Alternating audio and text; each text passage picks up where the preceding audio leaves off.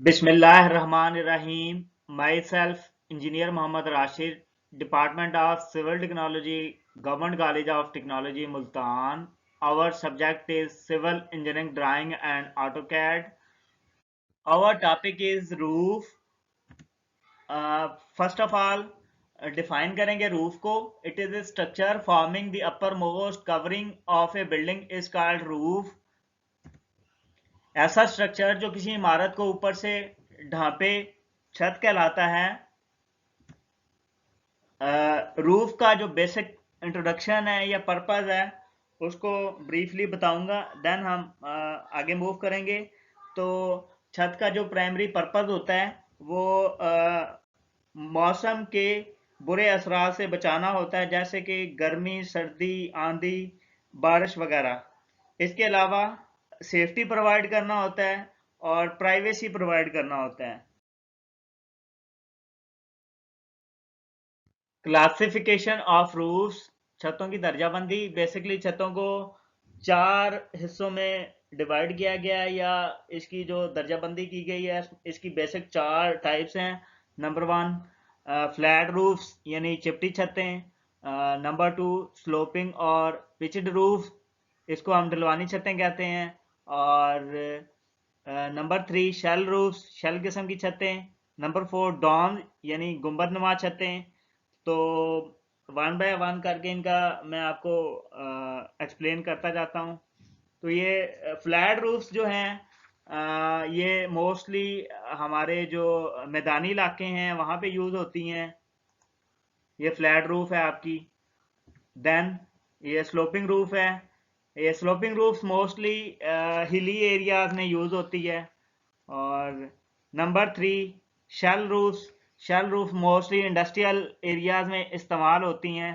तो इसमें ये कर्व्ड स्लैब आप देख रहे हैं, थिन कर्व्ड स्लैब है. तो ये शेल रूफ जो है लॉन्गर स्पैन के लिए यूज़ होती हैं.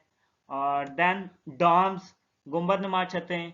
मोस्टली रिलीजियस हमारी जितनी भी बिल्डिंग्स हैं उसमें ये डॉम रूफ आपको देखने को मिलेगी. फ्लैट रूफ, चिपटी छत. A roof having angle less than 10 degree with horizontal line is called flat roof. ऐसी छत जिसका उसकी लाइन के साथ जाविया 10 डिग्री से कम हो चिपटी छत कहलाती है. Advantages of flat roofs. Flat roofs के ये कुछ एडवांटेजेस हैं, ये वन बाय वन करके मैं इसको बता रहा हूँ आपको. तो नंबर 1 है जो फ्लैट रूफ है उसको हम छत को बलाई सेहन के तौर पर भी इस्तेमाल कर सकते हैं. और देन किसी भी स्टेज पर हम अगर हमने एक्सटेंशन करनी है तो जो हमारा बलाई सेहन है उसको हम एक मंजिल के तौर पर इस्तेमाल कर सकते हैं. यानी हम किसी भी स्टेज पर एक स्टोरी ऐड करना चाहें तो हम ऐड कर सकते हैं. चिपटी छत किसी भी शेप में बिल्डिंग बनाने के लिए इंतहाई मौजू है. चिपटी छत पर ओवरहेड वाटर टैंक या कोई और किस्म की हमने अरेंजमेंट्स बनानी है तो आसानी से बनाई जा सकती हैं. चिपटी छतों की जो कॉस्ट है वो मेंटेनेंस कॉस्ट यानी बहुत कम है स्लोपिंग रूफ्स के मुकाबले में. और चिपटी छतों में हमें कुछ फॉल सीलिंग वगैरह एडिशनली प्रोवाइड नहीं करनी पड़ती. इस वजह से ये कम लागत वाली छत है. इसके अलावा अगर हमने किसी किस्म की जो इलेक्ट्रिक फिक्सचर्स जो लगाने हैं उनको आसानी से लगाया जा सकता है. जो रूम्स हैं उनकी हाइट फ्लैट रूफ्स में कम होती है, जबकि जो हमारी दूसरी छतें हैं स्लोपिंग रूफ उसमें ज़्यादा होती है. और फ्लैट रूफ्स में हमने बिल्डिंग को डिज़ाइन करते हुए एक एरिया को मुख्तलिफ पोर्शंस में डिवाइड करना है तो आसानी से किया जा सकता है. इसके अलावा जो फ्लैट रूफ है ये फायर रेजिस्टेंट होती है या आग के खिलाफ मज़ामत इसकी ज़्यादा होती है as compare to sloping roof. और अब डिसएडवांटेज देखते हैं फ्लैट रूफ के क्या क्या डिसएडवांटेज हैं. तो फर्स्ट ऑफ ऑल जो फ्लैट रूफ है इसको हम अगर फ्रेम स्ट्रक्चर में बना रहे हो, मल्टी स्टोरी बिल्डिंग बना रहे हो, तो हम विदाउट कॉलम बीन्स के हम इसको नहीं बना सकते, ये इसका एक डिसएडवांटेज है। और लॉन्गर स्पैन के लिए अगर बनाना हो तो फिर तो बहुत ज़्यादा मुश्किल होती है। तो उसके बाद है फ्लैट रूफ। हमारी जो है इसको हम हिली एरियाज में बिल्कुल इस्तेमाल नहीं कर सकते, क्योंकि उन इलाकों में बर्फबारी होती है, और बर्फ अगर फ्लैट रूफ पे जमा हो जाएगी तो ये डेड लोड जमा हो जाएगा, डेड लोड एक्स्ट्रा छत पे जमा होगा तो फेलियर हो सकता है। इसके अलावा जो कंस्ट्रक्शन का पीरियड है फ्लैट रूफ्स का, इसको ज़्यादा टाइम लगता है कंपैरिजन अगर हम स्लोपिंग रूफ के साथ करें तो। इसके अलावा जो हमारी फ्लैट रूफ है ये ज़्यादा हैवी मटेरियल से बनाई जाती है, और इसकी तामीर में मटेरियल भी ज़्यादा लगता है। इसके अलावा अगर हम फ्लैट रूफ में कोई प्रॉपर ड्रेनेज सिस्टम नहीं देते तो लीकेज का इशू कॉमन हो सकता है फ्लैट रूफ में। तो ये थे एडवांटेज, बेसिक से एडवांटेज और डिसएडवांटेज। देन हम टाइप्स ऑफ फ्लैट रूफ्स, चिपटी छतों की इकसाम। चिपटी छतों को तर्ज तमीर के एतबार से हम बेसिक 7 हिस्सों में तकसीम करते हैं। इसमें नंबर 1 है बैटन रूफ, यानी बाले वाली मट्टी की छत। नंबर 2 टी आयरन रूफ, यानी टी आयरन वाली छत। नंबर 3 रीइंफोर्स्ड ब्रिक रूफ, यानी आरबी छत। नंबर 4 आरसीसी रूफ, यानी मुस्तहकम सीमेंट कंक्रीट की छत। नंबर 5 जैक आर्च रूफ, यानी डाट वाली छत या डाटों वाली छत भी कह सकते हैं इसे। नंबर 6 वुडन फ्लैट रूफ, यानी लकड़ी की चिपटी छत। Number 7 precast concrete roof, यानी पहले से तैयार शुदा कंक्रीट की छत। तो अब सबसे पहले बैटन्ड रूफ है। बैटन्ड रूफ इस किस्म की छत छोटे कमरों के लिए बेहतर होती है। तमीर के एतबार से ये इंतहाई सादा है, और इसको अदना किस्म की इमारतों में इस्तेमाल किया जाता है। ख़ास तौर पर दही इलाकों में इसका इस्तेमाल आम है, क्योंकि लोकली अवेलेबल मटेरियल है ये लकड़ी, और सस्ता है। इस किस्म की छत बनाने के लिए जो हमारा रूम है उसको बैटन्स के साइज के मुताबिक हम लकड़ी के जो बीन्स हैं, यानी जो शतीर हैं, उनके मुताबिक इसको हम डिवाइड कर लेते हैं रूम को। तो जैसे ये फिगर में दिखाया गया, ये हमारे लकड़ी के बाले हैं, यानी बैटन्स हैं, और हमने मुख्तलिफ ये स्पैन बना लिए हैं। इसमें ये बीम यूज़ किए गए हैं, लकड़ी के शतीर यूज़ किए गए हैं, और ये बैटन्स के ऊपर ये टाइल यूज़ की गई है। ठीक है। तो अगर हमारे पास लकड़ी अवेलेबल नहीं है तो इसकी जगह हम कंक्रीट के ये बैटन्स यूज़ कर सकते हैं, या स्टील के भी समटाइम यूज़ कर सकते हैं।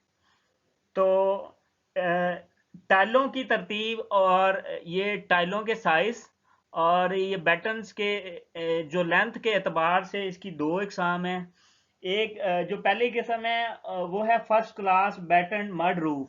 जो first class batten mud roof है उसमें ये टाइल जो इस्तेमाल हो रही है इसका साइज छोटा इस्तेमाल किया जाता है, यानी इसका जो साइज है सेंटीमीटरों में 3 सेंटीमीटर ज़रब 15 सेंटीमीटर ज़रब 30 सेंटीमीटर होता है। और इसमें इस्तेमाल होने वाला जो बैटन है, यानी ये जो बाला है, इसकी लेंथ 1.5 मीटर तक होती है।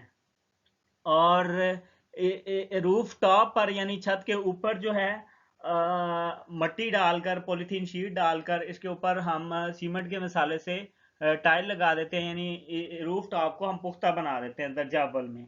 जबकि इसकी जो दूसरी किस्म है वो दर्जा दो में। दर्जा दो में जो ये जो टाइल का साइज है वो बढ़ा देते हैं, बड़े साइज की टाइल यूज करते हैं।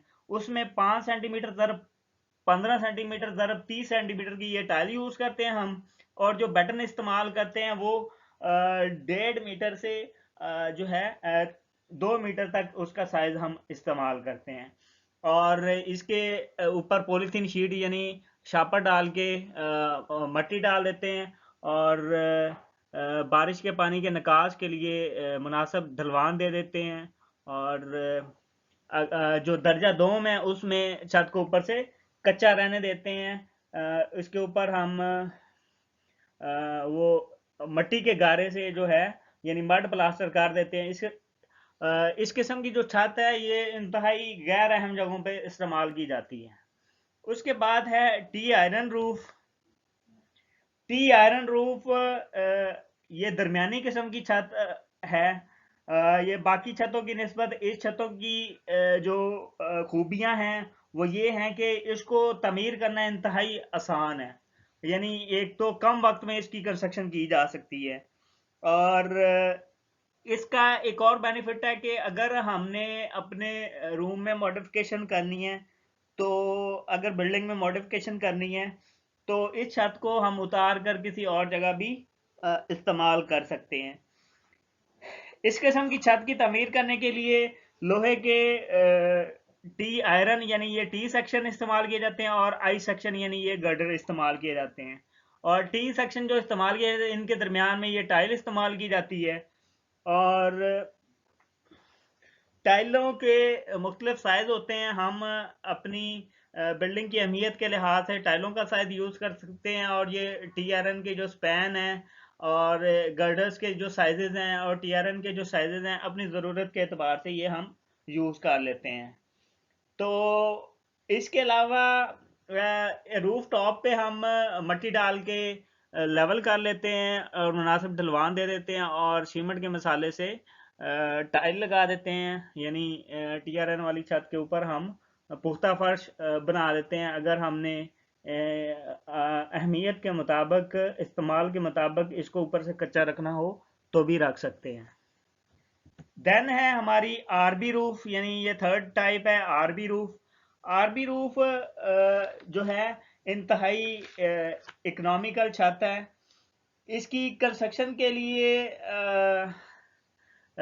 जो स्टील इस्तेमाल किया जाता है, इसके दरमियान में जो दो ईंटें ब्रिक ऑन एज यानी ईंटें जो है वो पहलू के रुख रख दी जाती हैं, ताकि जो है हमारा मटेरियल की बचत हो, और ये छत जो है इकोनॉमिकल हमारी बन जाए। इसके अलावा इलेक्ट्रिसिटी की अरेंजमेंट वगैरह देनी है तो वो दे दी जाती है। और अगर इसमें इसकी मतलब जो है इसकी कास्टिंग से पहले हमें फार्म वर्क करना पड़ता है, जैसे कि इसमें हुआ है ऑलरेडी फार्म वर्क। और इसकी कास्टिंग के बाद यानी इसको बनाने के बाद तकरीबन कमो बेश 14 डेज तक इसको हम इसके फार्म वर्क को रहने देते हैं। जब ये और क्योरिंग करते रहते हैं, जब ये अपना वेट उठाने के काबिल हो जाती है तो हम इसका फार्म वर्क उतार देते हैं और इसकी सरफेस फिनिशिंग कर लेते हैं। तो ये मोस्टली पाकिस्तान में घरों की कंस्ट्रक्शन में ये आमतौर पर ये छत इस्तेमाल की जाती है। इसे आरबी रूफ कहा जाता है। देन है आरसीसी रूफ। आरसीसी रूफ जो है उसमें रीइंफोर्स्ड सीमेंट कंक्रीट से मुराद इसमें सरिया इस्तेमाल किया जाता है और इसमें कंक्रीट इस्तेमाल किया जाता है। इसकी बनावट इसकी कास्टिंग से पहले एक मुनासिब फार्म वर्क करेंगे। फार्म वर्क करने के बाद हम डिज़ाइन के मुताबिक स्टील जो है वो बिछाएंगे और मुनासिब नीचे कंक्रीट कवर देने के लिए नीचे स्पेसर्स रखेंगे। और उसके बाद इलेक्ट्रिसिटी की जो अरेंजमेंट देनी है वो दे देंगे हम, और जहाँ से ओपनिंग्स वगैरह आनी है उस जगह मुनासिब जो है ना बंदोबस्त कर लेंगे। और उसके बाद इसमें कंक्रीट जो है वो एक निस्बत 2:4 से हम इसमें जो है वो भर देंगे। और इसकी भी जो फार्म वर्क है हम 14 डेज तक लगा रहने देंगे और इसकी क्योरिंग अच्छे से करेंगे। जब ये जो छत है अपना सेल्फ वेट उठाने के काबिल हो जाएगी तो हम इसके फार्म वर्क को उतार देंगे और इसकी सरफेस फिनिशिंग कर लेंगे। देन है हमारी jack arch roof. Jack arch roof जो है इसमें ये आर्च इस्तेमाल की जाती है। इस किस्म की छत मामूली किस्म की इमारतों के लिए बनाई जाती है। छत की ये खूबी है कि जिस कमरे में ये छत बनाई जाती है वहां पे इको प्रोड्यूस नहीं होती, यानी आवाज की गूंज पैदा नहीं होती। लेकिन इस छत के बनाने से कमरे की ऊंचाई में थोड़ा सा जो है बिला जरूरत ऊंचाई बढ़ जाती है, यानी रूम की जो क्लियर हाइट है वो थोड़ी सी बढ़ जाती है। तो अगर तो हम ये फ्लैट रूफ के क्राइटेरिया से ये निकल जाएगी तो ये फ्लैट रूफ नहीं होगी। तो अगर ये हम इसकी मतलब जो है इसका एंगल 10 डिग्री तक रहेगा तो ये आपकी फ्लैट रूफ होगी। तो जब हम फ्लैट रूफ बना रहे होते हैं तो इतना ज़्यादा गुलाई नहीं होती, मामूली गुलाई होती है इसकी। तो ये तस्वीर में जो दिखाई गई है ये गुलाई ज़्यादा है। ये आपकी जो फ्लैट रूफ जब बनाई जाती है उसमें इसकी गुलाई बिल्कुल मामूली होती है। तो इस छत को बनाने से पहले इसकी सेंटरिंग की जाती है। सेंटरिंग यानी इसका बकायदा ये आर्च की शेप में इसके नीचे फॉर्म वर्क किया जाएगा और उसके बाद ये ब्रिक मैसनरी से हम चुनाई कर देंगे। ये जो बीम दिया गया ये आरसीसी का भी दिया जा सकता है, लकड़ी का भी दिया जा सकता है, स्टील का भी दिया जा सकता है। बिल्डिंग की अहमियत के एतबार से ये हम चूज कर सकते हैं। तो उसके बाद है हमारी वुडन फ्लैट रूफ। इस किस्म की छत मैदानी इलाकों में आम इस्तेमाल होती है, लेकिन आजकल इसका इस्तेमाल कम हो गया है चूंकि मार्केट में और बहुत सी मटेरियल अवेलेबल हैं। यानी हमारा जो जब से आरसीसी आया है तब से ये छत कम इस्तेमाल हो रही है। इसकी आगे फर्दर 3 टाइप्स हैं। Number 1 single beam roof, number 2 beam and batten roof, number 4 wooden frame roof. जो नंबर 1 है सिंगल बीम रूफ, इसमें सिंगल बीम ही यूज किए जाते हैं, इसमें बैटन्स यूज नहीं किए जाते। जैसे ये सिर्फ ये बीम है तो ये इसमें सिर्फ बीम ही यूज किए जाएंगे। जैसे इस तस्वीर में बीम एंड बटन यूज किए गए ऐसे नहीं किए जाएंगे। और जो हमारी बीम एंड बटन रूफ है वो इस तस्वीर की तरह होंगी। इसमें ये बटन्स भी होंगे और ये बीम्स भी होंगे और ये प्लैंक्स भी होंगे। प्लैंक्स तो दोनों में खैर होंगे। और उसके बाद है wooden frame roof. Wooden frame roof में एक पूरा एक वुडन का फ्रेम बनाया जाएगा और उसमें बकायदा बीम्स भी होंगे, उसमें ये आपके बटन्स भी होंगे, उसमें वुडन प्लैंक्स भी होंगे। तो जो आपकी वुडन फ्रेम रूफ है ये ज़्यादा मजबूत होती है और इसकी मतलब जो है एस्थेटिक भी ज़्यादा अच्छा होता है, ये लुक अच्छी आती है। और इसके बकायदा जोड़ लगाए जाते हैं, जोड़ इसके टंग एंड ग्रूव होते हैं जो नज़र नहीं आते, इंतहाई बेहतरीन होते हैं। इसके अलावा इसके ऊपर जो है छत की टॉप पर हम मुनासिब मिट्टी डालकर और अगर हमने टाइल लगानी है तो टाइल भी लगा सकते हैं। अगर हमने इसको कच्चा छोड़ना है मुनासिब ढलवान दे के हम छोड़ सकते हैं। तो ये थी वुडन फ्लैट रूफ। देन है हमारी प्री कास्ट कंक्रीट रूफ, पहले से तैयार शुदा कंक्रीट की छत। ये इस किस्म की छतें जो हैं आजकल इनका बहुत ज़्यादा रवाज है। इन छतों में इस्तेमाल होने वाले जो बीम्स हैं, जैसे ये बीम है इसको पहले से तैयार कर लिया जाता है और ये स्लैब है, ये छोटी छोटी प्लेट्स जो हैं, स्लैब जो हैं, ये पहले से तैयार कर ली जाती हैं। फिर इन हिस्सों को जोड़कर जो है छत बना दी जाती है। आमतौर पर इस छत के जो हिस्से हैं वो कंस्ट्रक्शन यार्ड में यानी फैक्ट्री में ही तैयार किए जाते हैं। इमारत की नौइयत और डिज़ाइन के मुताबिक इसके 2 हिस्से हो सकते हैं। सिंपल प्री कास्ट, आम ये वाली जो है ये सिंपल प्री कास्ट है। प्री स्ट्रेस्ड प्री कास्ट, जो प्री स्ट्रेस्ड प्री कास्ट है वो अगर आपने बड़े स्पैन पे कोई कंस्ट्रक्शन करनी है या आपका कोई ब्रिज बनाना है तो उस केस में prestressed precast unit use करेंगे। तो हम फिल वक्त ये जो है सिंपल प्री कास्ट को डिस्कस कर रहे हैं। तो ज़रूरत के एतबार से हम प्री स्ट्रेस प्री कास्ट भी यूज़ कर सकते हैं अगर हमारी छत का स्पैन बहुत ज़्यादा है।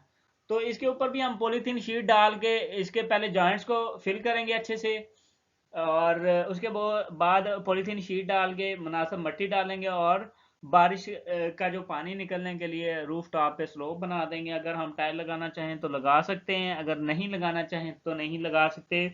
बिल्डिंग की अहमियत के मुताबिक हम वो चूज कर लेते हैं। देन है स्लोपिंग रूफ्स, ढलवानी छतें।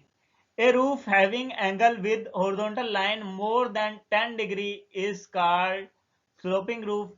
ऐसी छत जिसका उफकी लाइन के साथ जो जाविया है वो 10 दर्जे से ज्यादा हो, इसे ढलवानी छत कहते हैं। यानी उसकी स्लोप, सिंपल वर्ड में इसकी स्लोप ज्यादा होती है।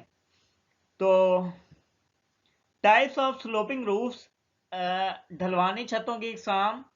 तो स्लोपिंग रूफ जो है इसको समटाइम हम पिच्ड रूफ भी कह देते हैं। तो अगर किसी जगह पिच्ड रूफ कोई लफ्ज यूज हो रहा है तो आपने कंफ्यूज नहीं होना। स्लोपिंग रूफ और पिच्ड रूफ ये अल्टरनेटिव वर्ड जो हैं यूज होते हैं। तो हम बात कर रहे थे टाइप्स ऑफ स्लोपिंग रूफ्स की। तो बेसिकली स्लोपिंग रूफ्स की जो बेसिक टाइप्स हैं वो 6 हैं। इनको वन बाय वन करके हम डिस्कस करते हैं। नंबर 1 है शेड रूफ, यानी एक तरफा ढलवानी छत। उसके बाद है गेबल रूफ, यानी 2 तरफा ढलवानी छत।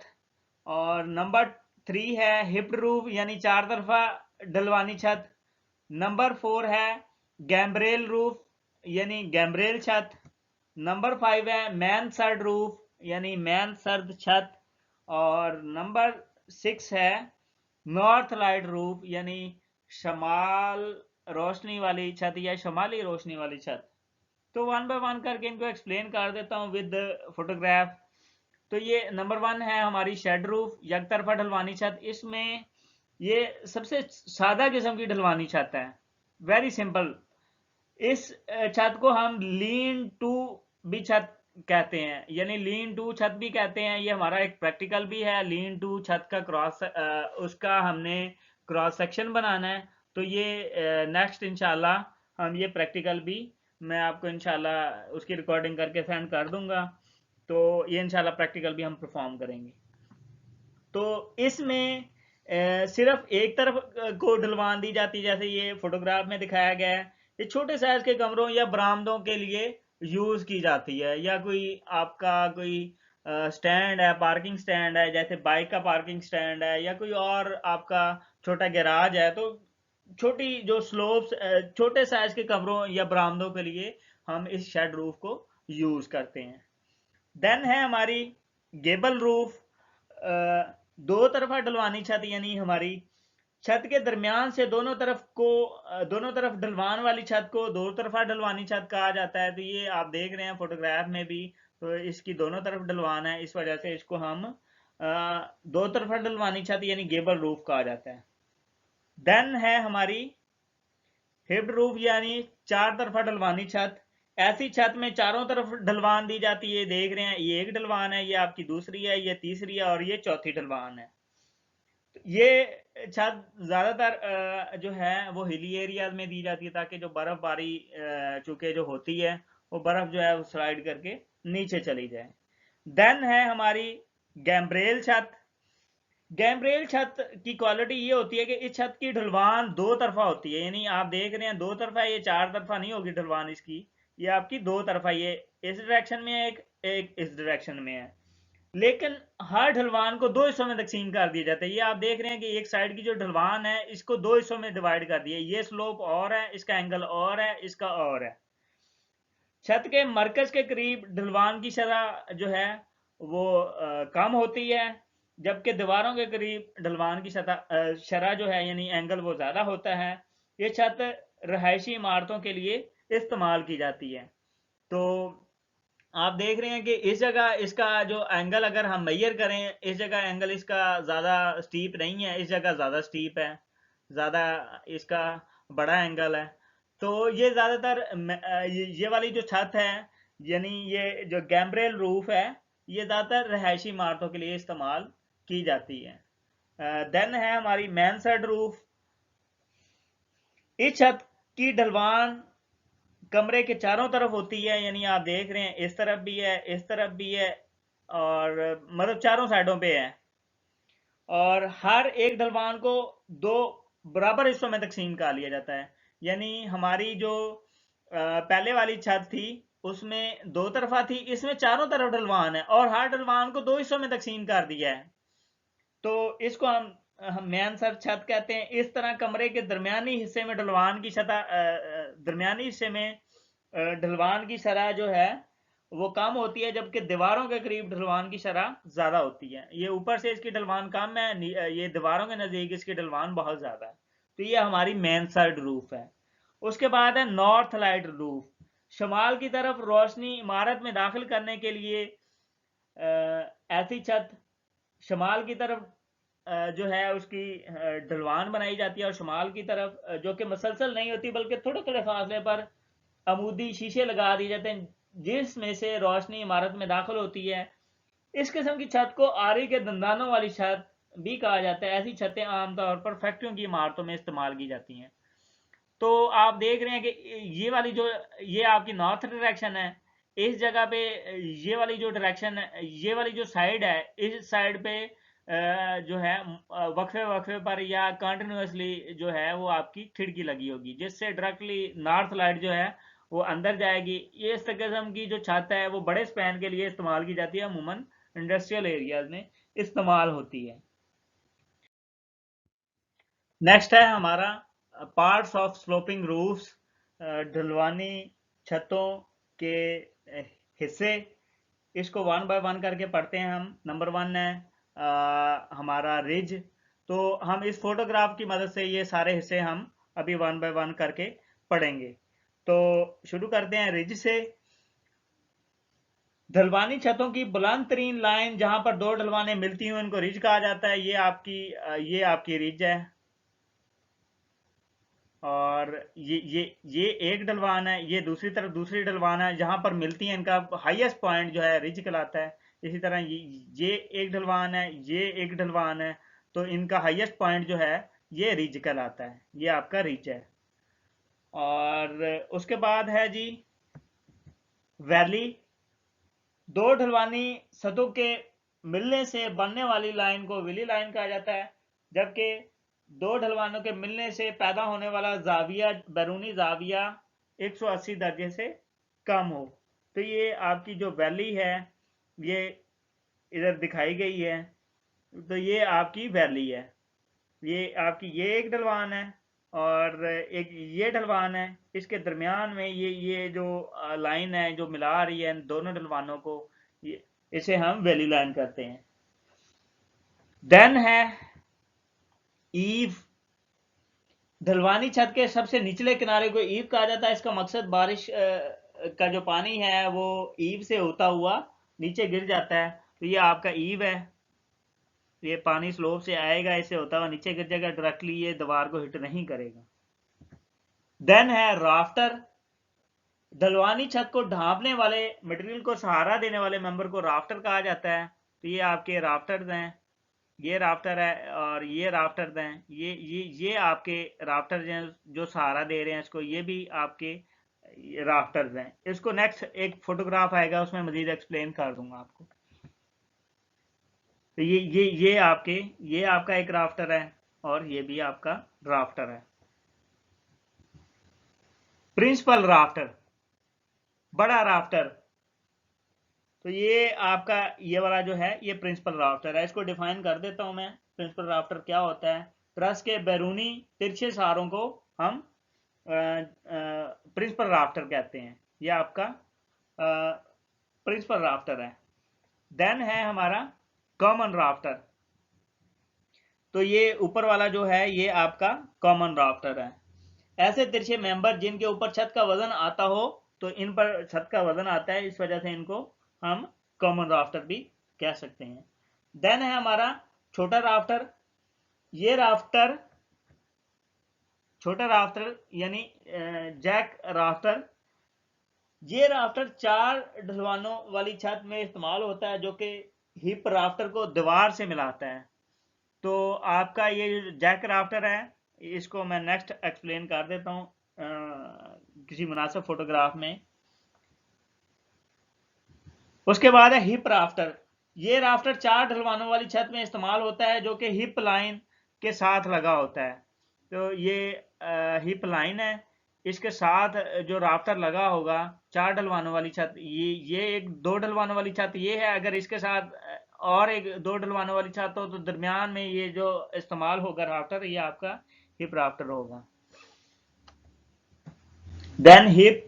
दो ढलवानी छतों के मिलने से बनने वाली तिरछी लाइन जबकि बैरूनी जाविया जो है 180 दर्जे से ज़्यादा हो, हिप लाइन कहलाती है।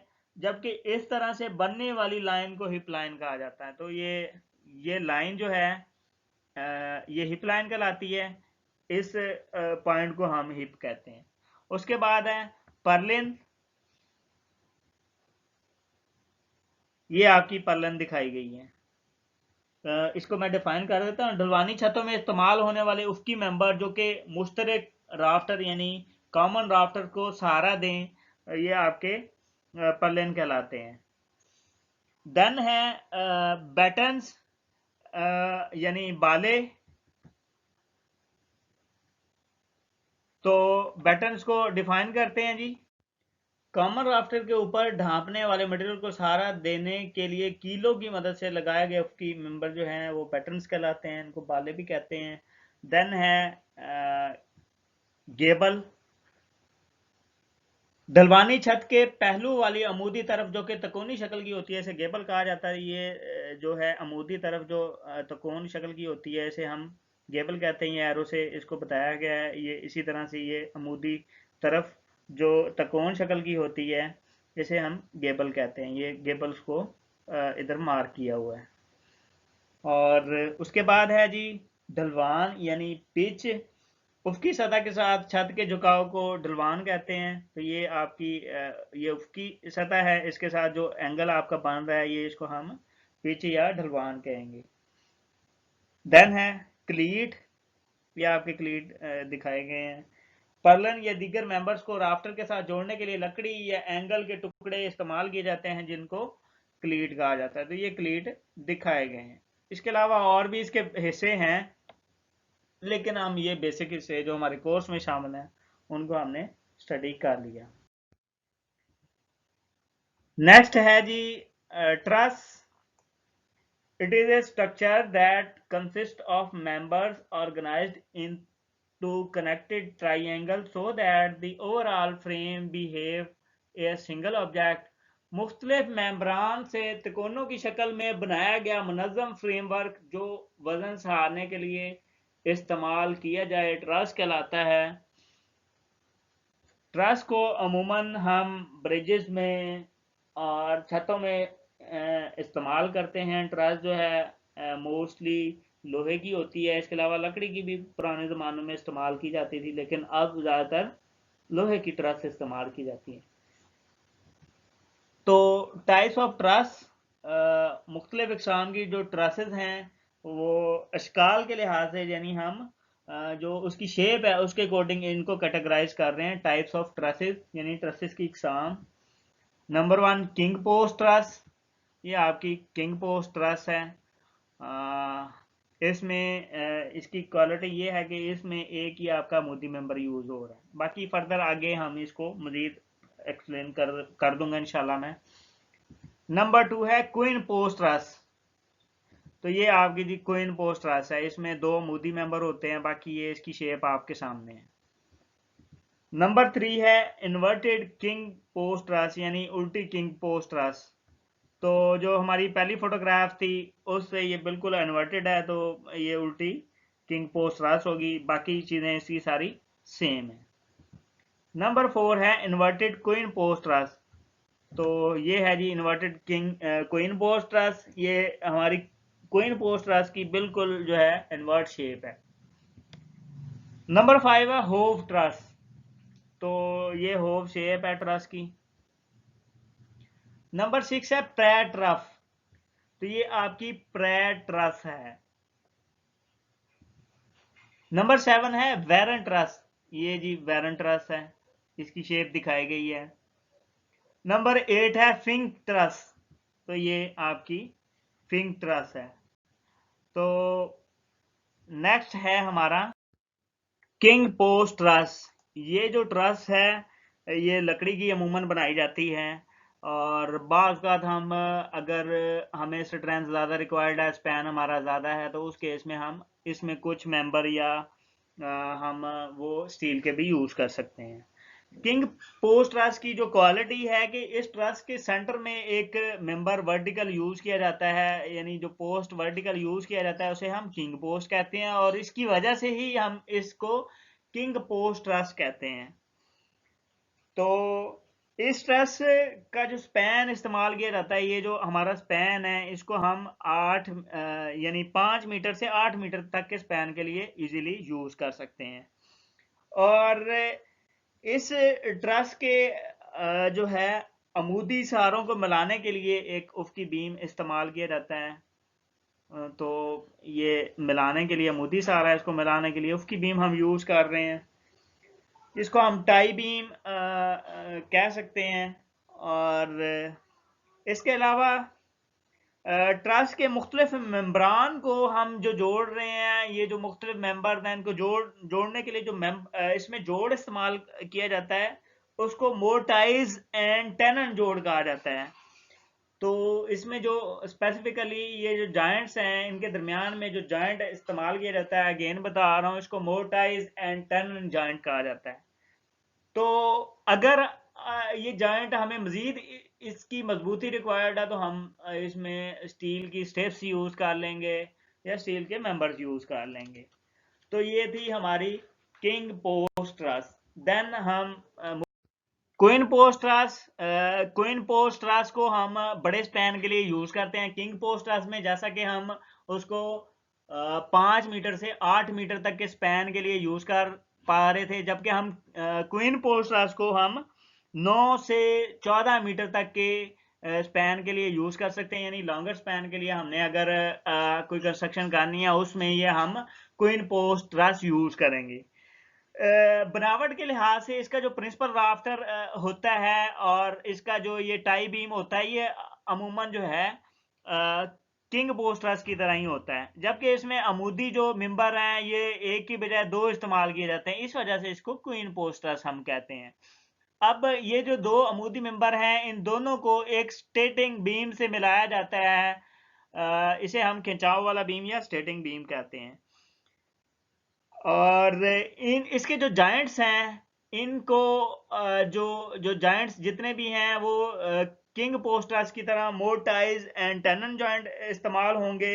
इन जोड़ों को मजीद मजबूत बनाने के लिए या तो हम स्टील की स्ट्रिप्स यूज करेंगे या फिर हम स्टील का मेंबर ही यूज कर लेंगे। तो ये आपका है, इसमें कॉमन राफ्टर्स हैं ये आपके। ये आपका रिज बीम है, ये आपकी पर्लन है, ये क्लीट यूज हो रहे हैं।